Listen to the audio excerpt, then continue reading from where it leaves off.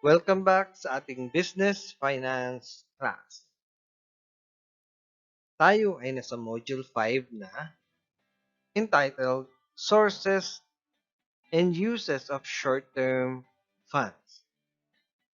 Ako pa rin ang inyong guro, Romualdo Fernandez Credo. Kung kayo ay handa na, kunin ang ballpen at papel para sa inyong lecture notes. So let's start. The lesson's most essential learning competency is for the learner to compare and contrast the loan requirements of the different banks and non-bank institutions and cite these institutions in the locality.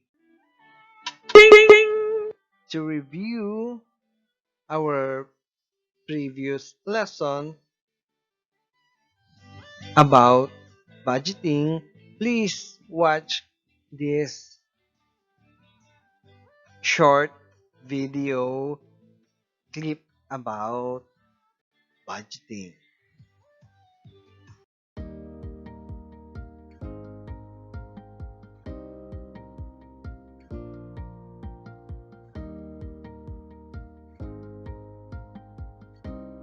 Budgeting is just a fancy term for keeping track of how much money comes in, how much money goes out, and how much is left over.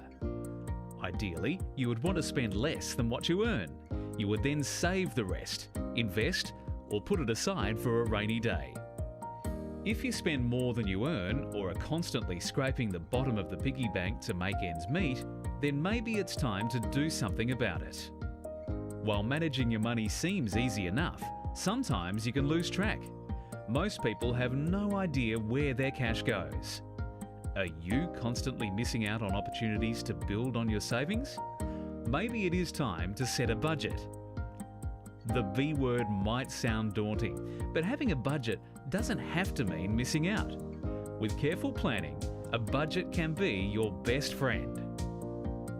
A budget will help you spend smarter and identify opportunities to keep more money in your pocket by simply modifying your spending behaviour. A budget can teach you the tricks of clever spending that you didn't learn at school, such as saving first, paying bills second. This little stash will help you keep focused with the lure of a golden carrot, perhaps a holiday or a new car to keep you motivated. It makes you accountable for your spending and helps you avoid the stress of living beyond your means. A budget puts you in touch with the reality of your financial situation, pinpointing exactly where you need to tighten your belt and where you can relax a little. You can track every cent you spend or forecast a monthly, quarterly, or annual budget. Would you expect a successful business operating without a budget? Of course not. So why would you expect to live a successful life without one? As you become better at sticking to a budget, the easier it is to make your money work harder and last longer.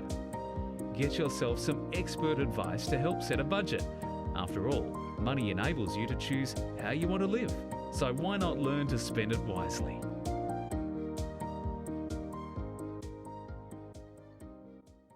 So in order for us to keep track of our finances, we must strictly monitor the inflows and outflows of cash. So remember that inflows should be greater than cash outflows for us to have savings. So let's define debt financing and equity financing. Actually, when we talk about the sources of short-term and long-term funds, may dalawang source lang yan. It's either kukunin mo yung fund sa debt financing or sa equity financing. So sa debt financing, it is borrowing of money from lenders or sa creditors and not giving up ownership. So, parang yun yung advantage niya.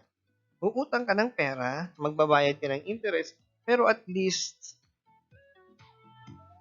walang maidagdag dun sa owners ng company. Kasi pag may nadagdag dun sa owners ng company, you have to deal with that new owner. So, baka may magkaroon ng conflict, baka magkaiba kayo ng ideas.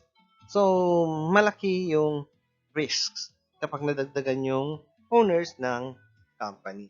So, ang requirement lang kapag magdadagdag ng owners ng company, syempre, dapat parehas kayo ng belief, parehas kayo ng views, para hindi kayo magkakaroon ng conflict sa pag-run ng business. So, kung ayaw mong magkaroon ng ma-dilute yung ownership, madagdagan yung ownership, then, ang i-utilize mong pagkunan ng fund ay debt financing. Utang ka na lang, magbayad ka na lang ng interest. On the other hand, yung equity financing, it is the method of raising capital. So, parehas din niya, makakakuha ka din ng fund sa equity financing. Paano? By selling stocks to the investor. So, ibebenta mo yung stocks ng company. Kaya nga lang, siyempre, yung bibili ng stocks, magiging owners ng company. So, magkakaroon sila ng interest kasi magiging owner sila, and it goes with it na magkakaroon sila ng control. Pwede na silang makialam sa policy making, sa running, or mag-manage ng business.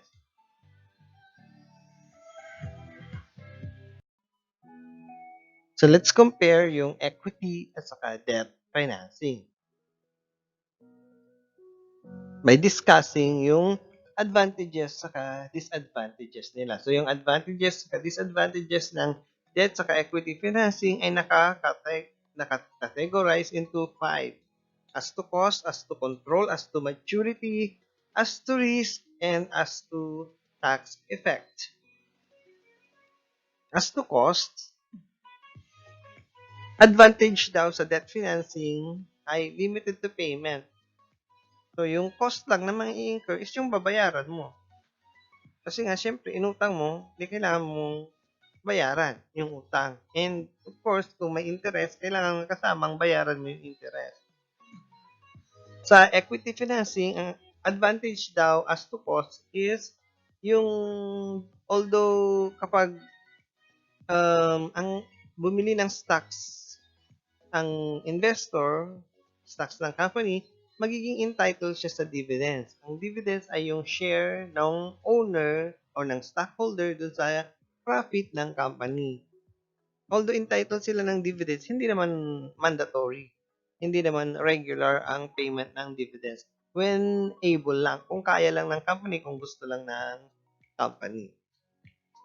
Disadvantage, as to cost, it is the highest daw. Kasi nga, yung dividends na babayaran. So, aside from yung dividends, magkakaroon pa ng dilution sa ownership, makikialam pa yung new owner, yung makabili ng stocks, dun sa policy making, dun sa running, at saka kung ano pang affairs dun sa business. Control. Sa debt financing, advantage daw ang control. Creditor has no control in the company o wala daw control dun sa company kasi nga hindi naman siya owner, creditor siya, nagpautang lang siya. So ang magiging part lang ng creditor is mag-demand ng payment kapag due na yung kapag tapos na yung term ng liability. Disadvantage, so pwede daw siyang magkaroon ng limitation sa pwede siyang mag-impose, yung creditor pwedeng mag-impose ng limitation sa dividend declaration. As to maturity, sa debt financing, disadvantage daw, specific due date and amortization. O syempre naman, pag umutang ka, may mga due dates yan. Kung installment, halimbawa every year, o kaya semestral every 6 months, etc., etc. Kailangan mo magbayad ng pera doon sa pinagkautangan mo. Sa equity financing, advantage daw ay no maturity date. O, walang term kasi pag nag-invest, walang term yun. So, it will be at will. No? Hanggat gusto niya, andun siya. Kung ayaw na niya, saka lang siya aalis sa business. As to risk, disadvantage daw sa equity financing, risk of non-payment. Oo naman. Kasama talaga yan, hindi mo matatanggal yan sa liability. Merong lagi at merong risk of non-payment. Baka may possibility na hindi makabayad yung debtor. Hindi ka mabayaran. Disadvantage din sa equity financing, it is the riskiest. Daw.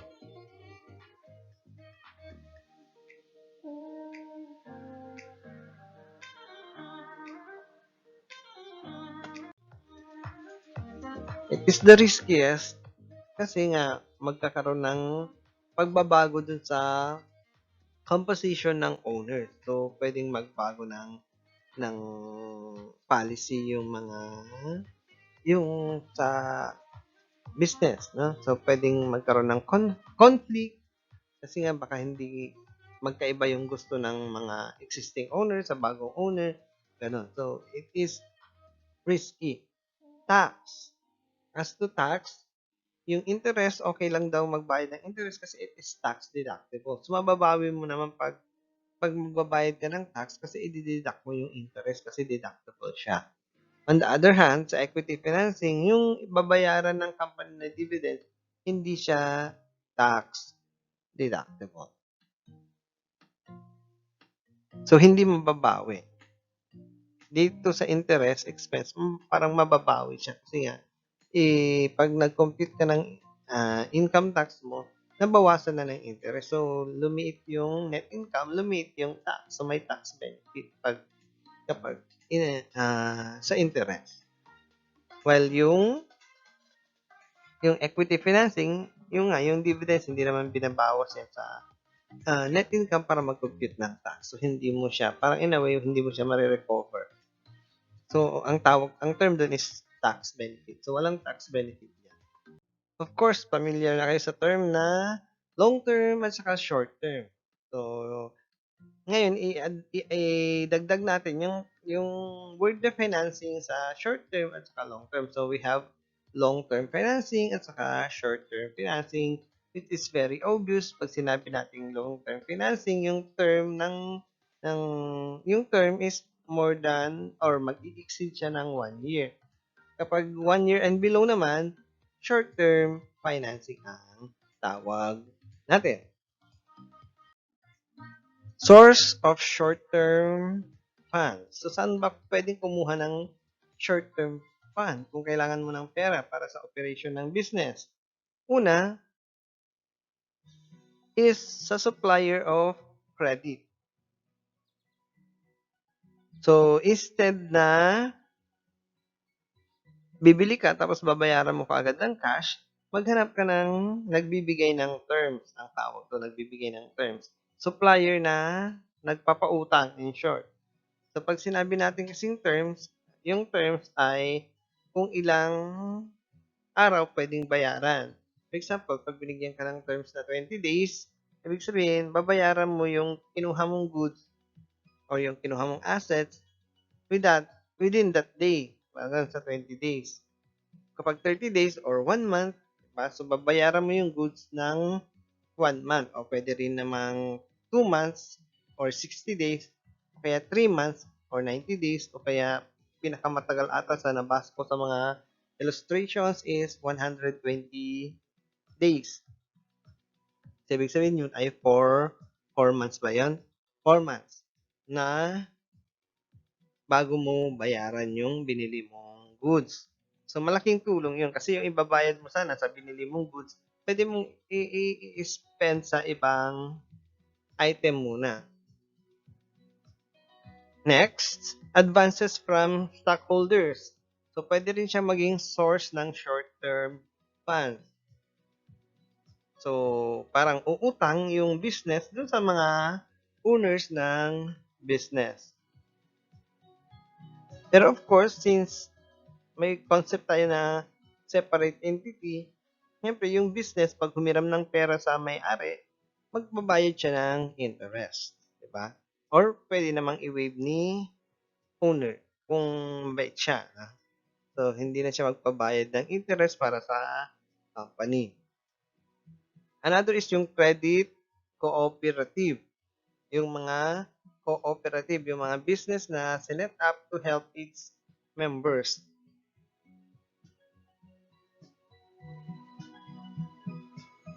So, nagpautang sila. So, pwedeng sila ang maging source ng iyong short-term funds. Another is, of course, hindi mawawala yan, yung banks. Provide several loan products.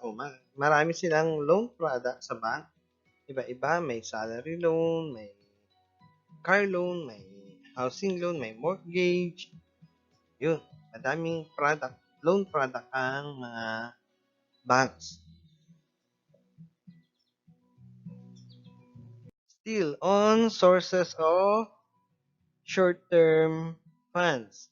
Another is yung credit card. Pwede siyang maging source ng iyong short-term funds. Ang kagandahan niyan, hindi ka na makikiusap pag credit card ang gagamitin mo. Pag kailangan mo pera, pwede kang mag-avail dun sa credit card. However,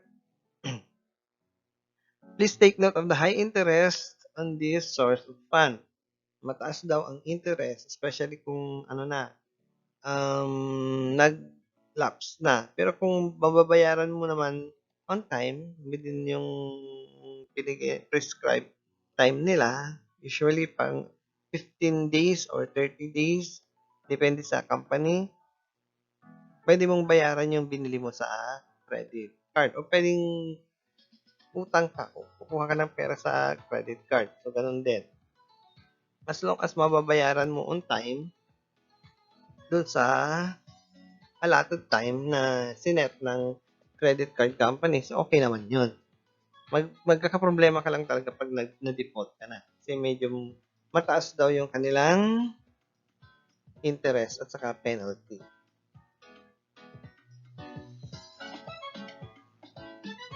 Lending companies. Companies that are dedicated to lend. O yun. Ganun talaga ang nature ng lending o kaya ng financing company. Nagpo-provide sila ng funds sa mga nangangailangan. Lending company, marami dyan sa city proper. Another source of short-term funds is pawn shop. Provide funds in exchange for collateral, usually jewelry and other items of value. So, nagbibigay din sila ng fund as long as meron kang may present na things na may value. So, bibigyan kanila ng pera. Magpapautang sila. Basta may collateral. Informal lending source. Ito yung mga tinatawag nating 5-6. Kaya yung mga unregistered na lender na nag-iikot-ikot sa mga palengke, etc. etc. So, tinatawag silang informal kasi hindi sila registered. Describe the actual interest for this type of lending. Interest is usually paid per month and the monthly interest is 6.5 over 6 minus 5 over 5 daw or 20% annual interest, which is actually 20% times 12 is 240,000. So, hindi naman standard yun. Yan, no? Bago-bago naman siguro yan ng mga, depende kung sino yung nagpapautang. Pero sample lang yan. Pero ganyan talaga usually yung setup. Kapag sa informal lending source, mga unregistered, yun lang sa tabi-tabi, mataas yung interest rate. Pero walang masyadong requirements. So, usap-usap lang. Minsan, usap-usap lang. Minsan nga, wala ka pang pipirmahan. Diba? So, ang risk kasi dyan sa informal source of lending, since walang document masyado, so it is very prone sa non-collection. So, hindi na usually nasisingil. So, binabawi sa mataas na interest. On the other hand naman, dun sa mga naka-registered na nagpapautang talaga like lending at saka banks, mas mababa yung ini-impose nilang interest, pero mas mahigpit naman sila sa requirement. So, mahirap i-produce o i-comply yung kanilang requirements minsan. Kaya napipilitan yung iba na mag-informal lending source na lang. The factors considered in selecting the source of funds. So, una, yung cost and interest. So, compare mo kung bago ka mag-obtain ng financing, bago ka umutang, pwede mong evaluate muna ano ba yung mga costs, ano ba yung mga pera na kailangan mong ilabas, ano ba yung mga babayaran mo later, parang ganon. And in terms of interest, sino bang pinakamay mataas na interest? So sabi nga dito, informal lending source may be the most expensive kasi nga walang masyadong requirements. So hindi masyadong nag-check, ganun. So very prone siya or very risky siya kasi nga baka hindi na collect kasi nga walang thorough checking. So parang usap-usapan nila. So, para makabawi sila, nag-improve sila ng mataas na interest. On the other hand naman, dun sa bangko at saka lending, ang dami-daming requirements para ma-ensure na mabayaran yung utang ng umuutang. Parang ganon. Availability of short-term funds. So minsan, wala ka naman papagpipilian, yun lang naman talaga yung nandun. Kaya, doon ka na sa 5-6 uutang kasi siya lang yung available. Pero in this case, sa Alameda City, marami namang banks, maraming lending, maraming pawn shop, at marami ring informal source. Kaya marami kang choices. So, pwedeng consider mo yan.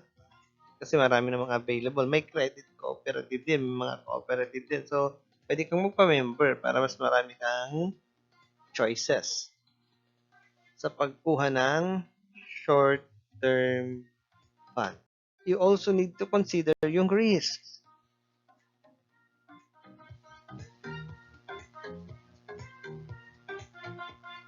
Ayan, so pag umutang ka kasi, lalo na pag may collateral, pwede na nilang i-foreclose or i-foreclose yung business mo or pwede nilang kunin yung properties, pwede na nilang kunin yung mga properties mo para pangbayad dun sa lalo na kung madi-default ka, no? Mga pambayad dun sa utang mo. Flexibility, this pertains to the ability of the company to access fund. For example, a bank loan may be cheaper, but the bank may reject the loan application of the borrower because she did not pass the credit evaluation. So, for example, ganyan. May mga rejection.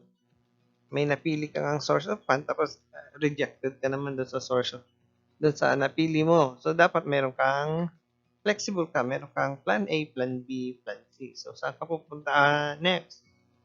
Kung na-reject ka ng bank, pwede ka sa lending or sa pawn shop o kaya sa informal na. Restriction, debt covenant or debt agreement. So, minsan kapag isa sa mga privilege ng creditor is magsiset siya ng mga terms like yung compensating balance. For example, umutang ka sa bangko, is magsiset sila ng compensating balance. For example, umutang ka ng 1 million, hindi mo makukuha yung buong 1 million. For example, yung 10%, 100,000, doon lang sa account mo. Parang ganon.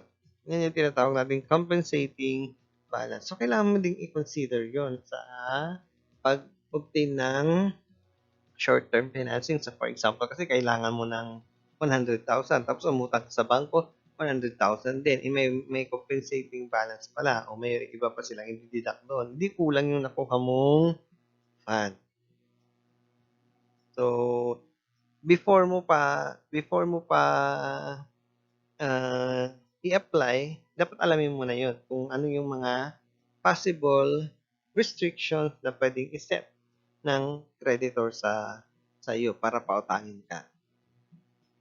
Sources of long-term funds. So, kanina, short-term, ngayon long-term naman. So, number 1 sa list natin is equity investor.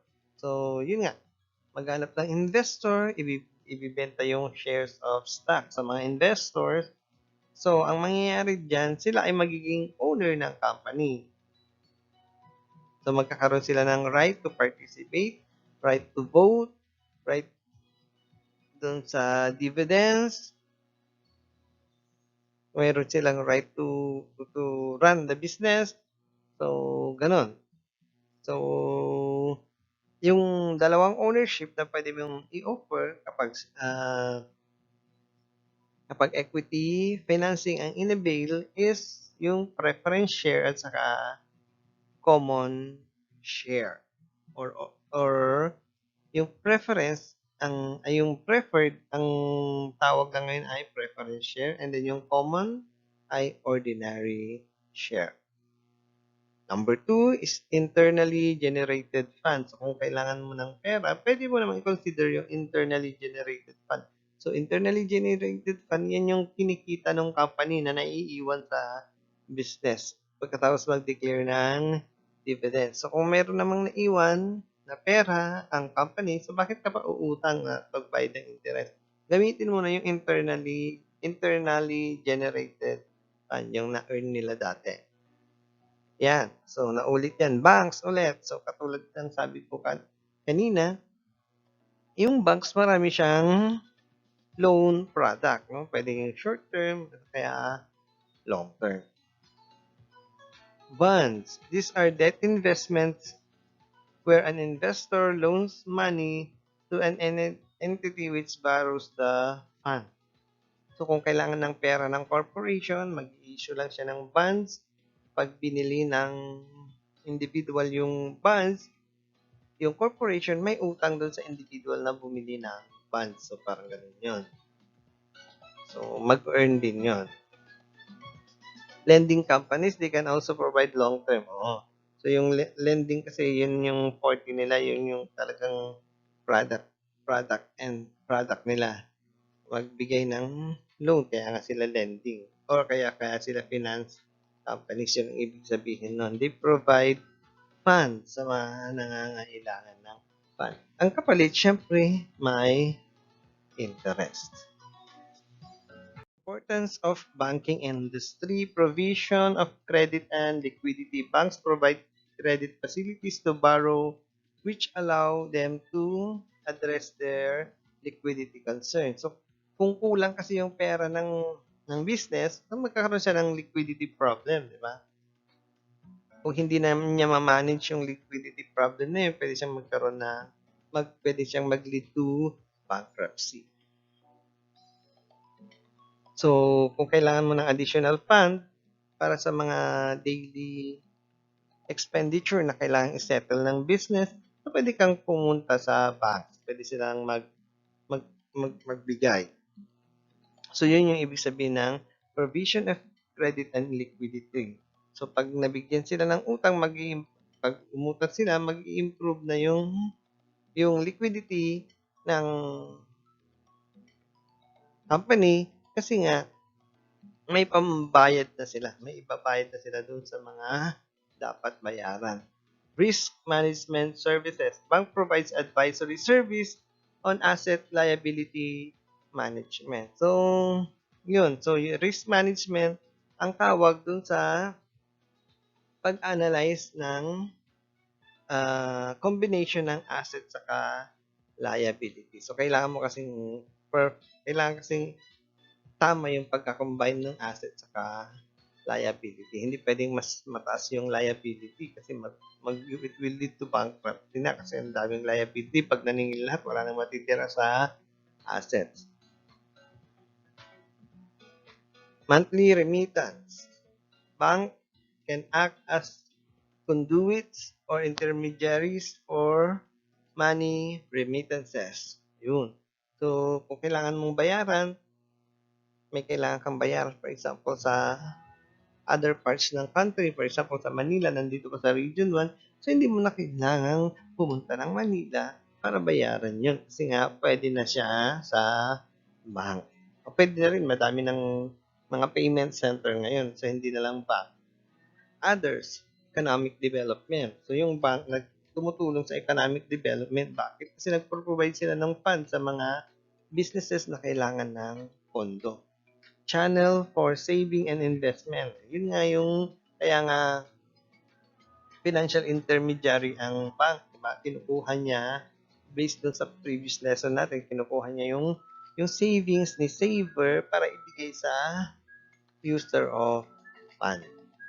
Promotion of entrepreneurship. Okay.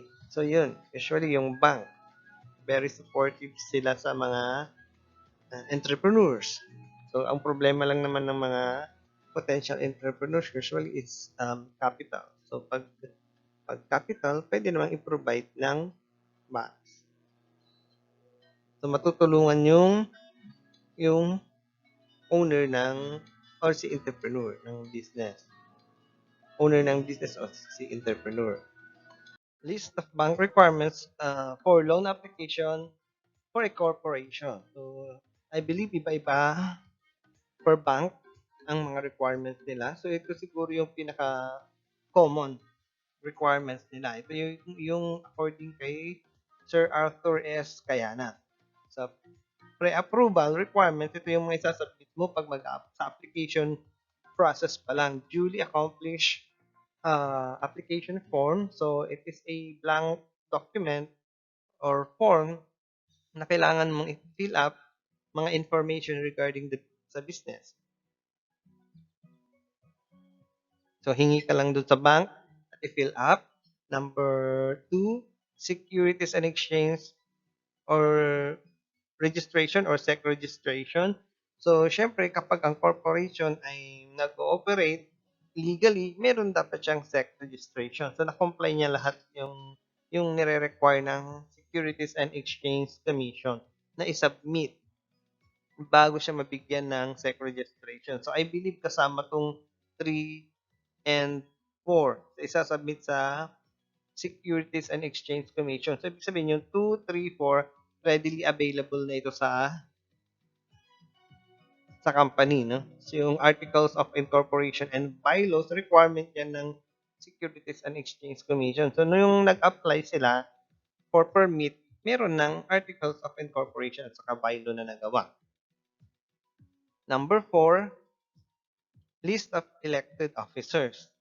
Madali lang naman yan. So, document lang yan, paper lang yan na nakalist yan yung mga officers ng corporation, board resolution, or secretary certificate regarding loan application. So, gagawa lang sila ng resolution na approve ng board yung pag-obtain ng loan. So, gagawin niya ni secretary, tapos isa-sign nila. Whereas, gano'n. Sasabihin nila na brought out yung idea na mag-obtain sila ng bank loan and then it was approved. Parang gano'n yun doon sa document. Number 6, company profile or business background. So, parang write-up ito about sa basic information regarding sa business para magkaroon ang bangko ng idea kung ano yung business. Location, etc., product, etc., ang content noon.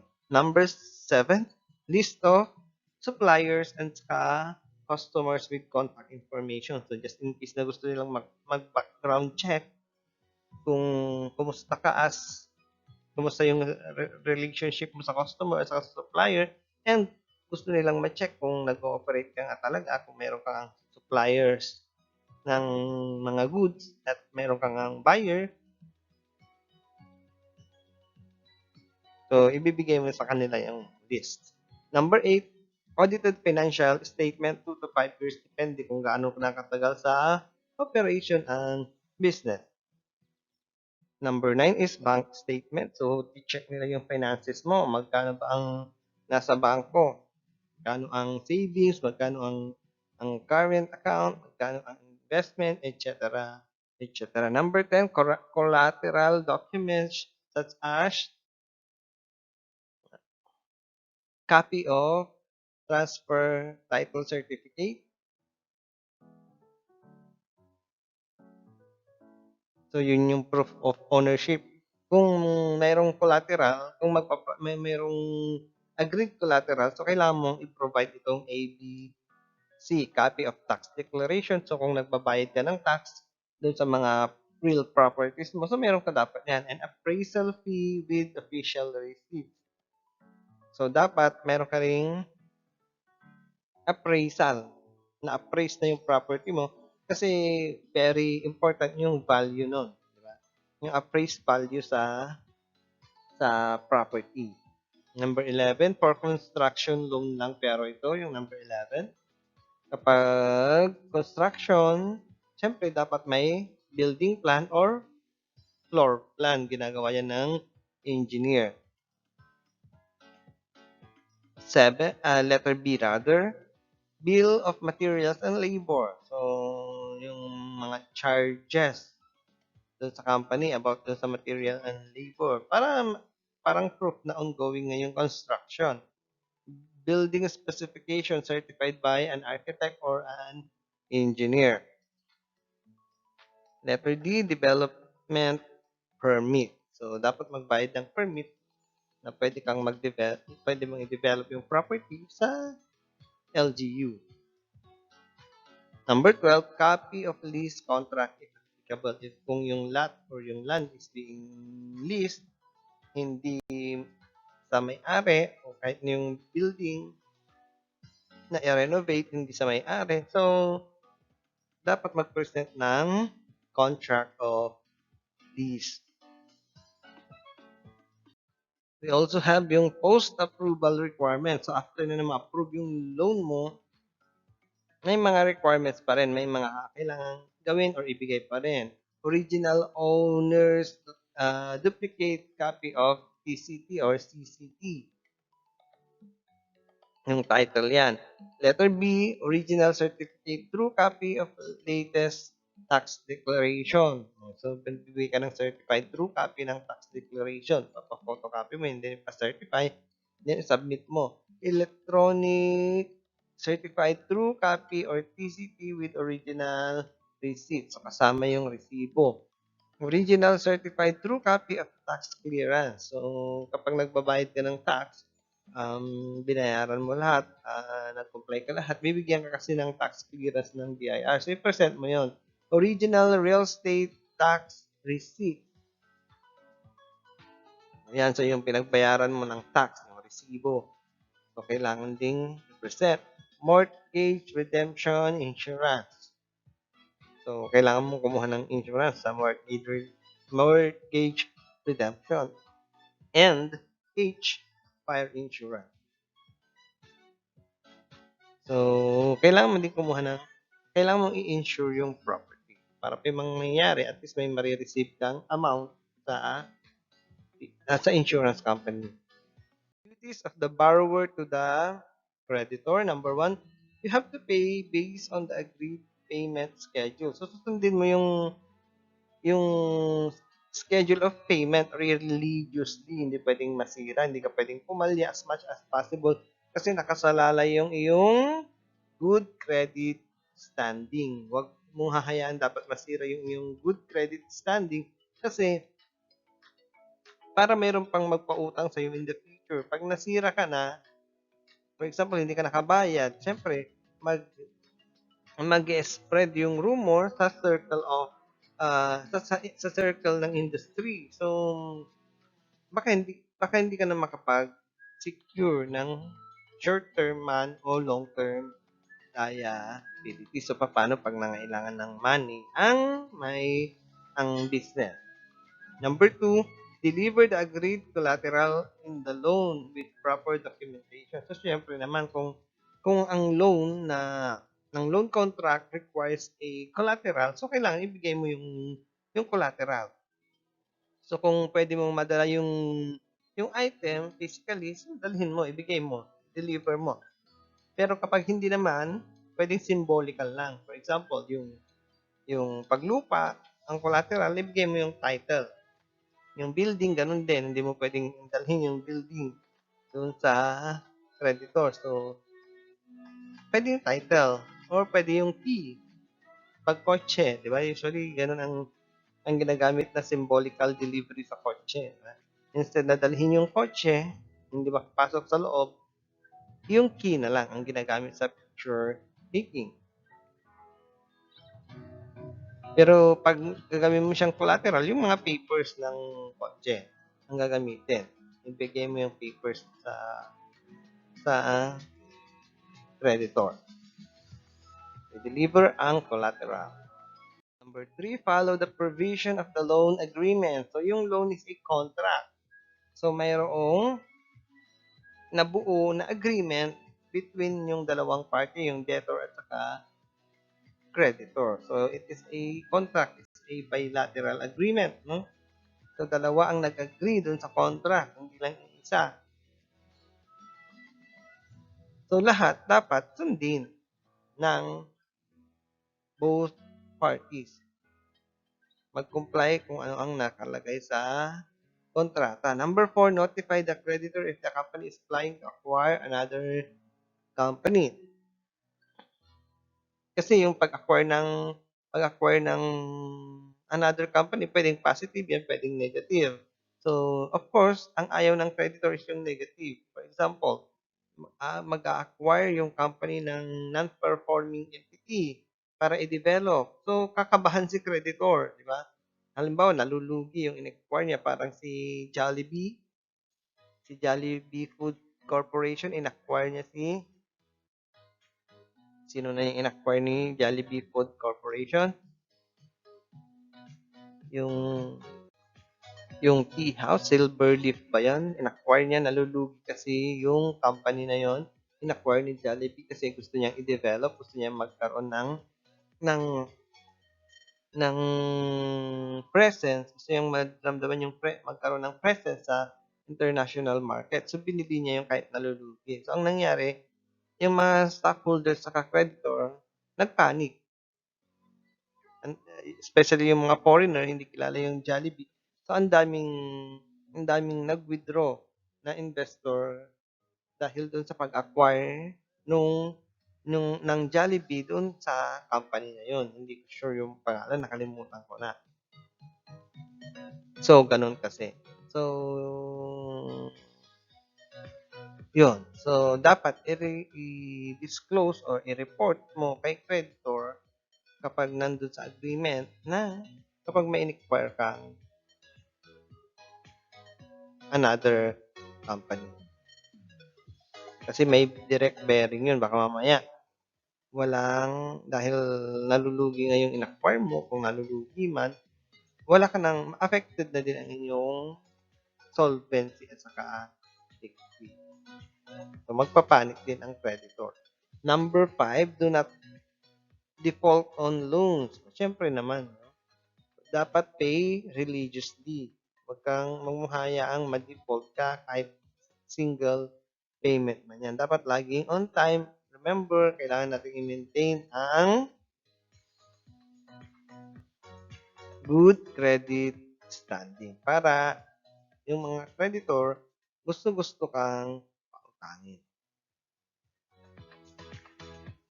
Okay, so this is the end of the slide. Maraming salamat sa panonood. Ako pa rin ang inyong guro, Romualdo Fernandez Credo, saying, God bless.